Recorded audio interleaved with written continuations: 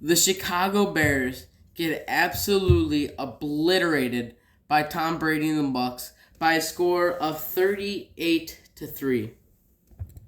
Guys, I've been watching Bears football for ever since 2016, since when the Bears won 3-13, that really bad year.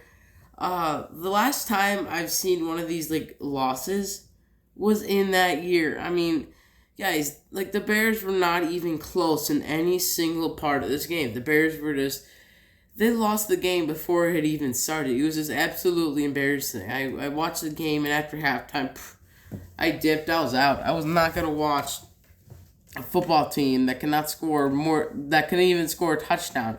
It's just unacceptable, and we have a really good rush game. So I don't know why that happened.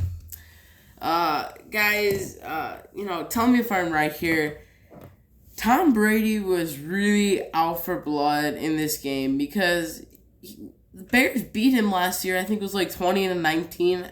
The Bears actually beat Tom Brady and the Bucks, which was a major surprise to Bears fans. It was a huge upset.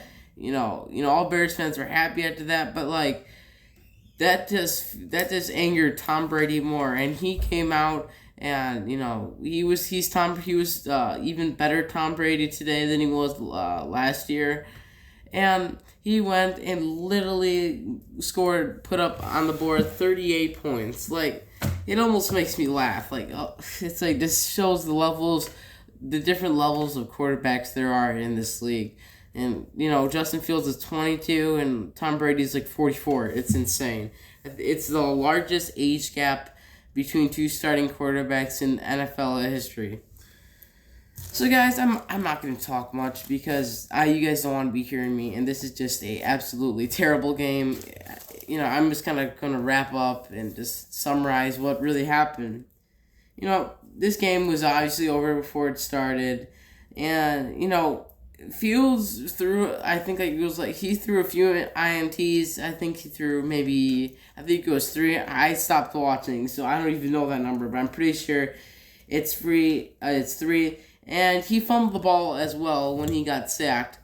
I mean, some of the times he did get absolutely blindsided. I think, who do we have? We had Latavius Simmons in at left tackle. Fields got blindsided I think it was 2 plays in a row. So then they took him out because if your young quarterback's saying blindsided 2 plays in a row by the same guy, you're gonna have to take him out. I think Alex Bart or someone else went in from the bench, but it's just terrible how you literally let up 2 sacks in a row. And not to take anything off of Fields' terrible performance, but guys, the O-line was absolutely horrendous. Those two blindside sacks. He was literally. There was one play right when he snapped the ball. He literally had 5 guys going full speed right at him. I think only one guy was actually staying on his block. And guys, that's the type of football that I don't like watching. It's just sloppy football. And if the line's not good, your team's not good. End of story. It's that's just how football works.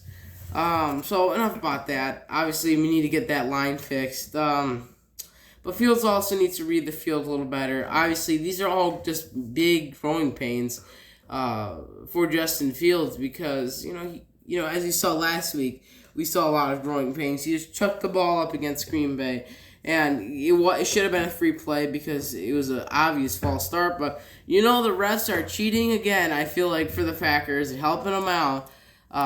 And so he just threw it up, interception.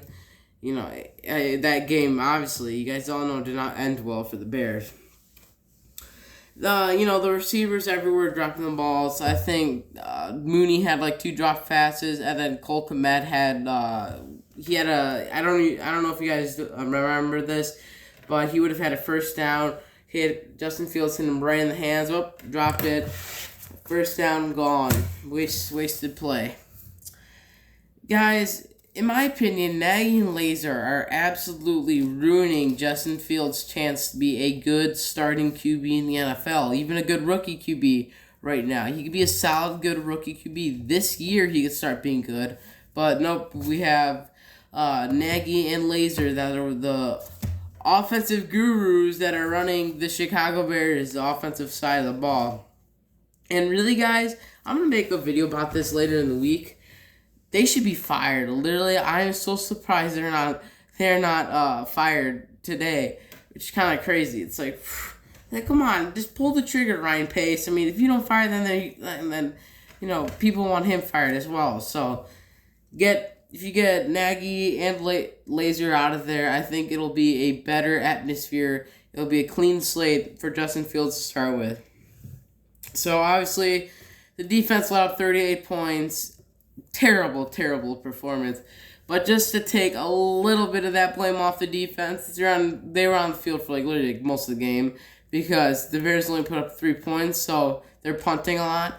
And a lot of those times that the defense had to defend, the ball was literally on the other side of the field because of interceptions, fumble recoveries. The list just goes on, guys. I mean, it's not that fun to talk about, and I'm almost done here. But now let's get to the only bright spot of the game. My only bright spot that I saw was Khalil Herbert rushing for 100 yards, and he caught 5 passes for 33 yards. Guys, when David Montgomery comes back, I think David Montgomery should be the number 1 running back, and then Herbert too. He has proved to us that he could be a good running back in this league early on in his career, in his first few starts. I think he's racked up maybe over 200 yards already. He's starting to get those yards, and I think he had a touchdown. He has a touchdown as well, or a few touchdowns. So that's always good to see out of a young rookie. But guys, almost forgot. Kyle Santos keeps his streak alive. Not gonna lie, he got his streak alive. So that's another bright spot about this game. I'm really just trying to find things to talk about because this game was literally just so blank and so boring to watch. Well, guys, that pretty much wraps up my video. Please leave some comments. Ask me things. I promise I will respond. And yeah, please like, subscribe, share with your friends. I want them to find out about this YouTube channel because I want to hit 200 subscribers before the end of 2021. So we still got a few months, and I'm this close to 3,000 views. I'm at 2,964 views. So please share with your friends. And guys, as always, bear down.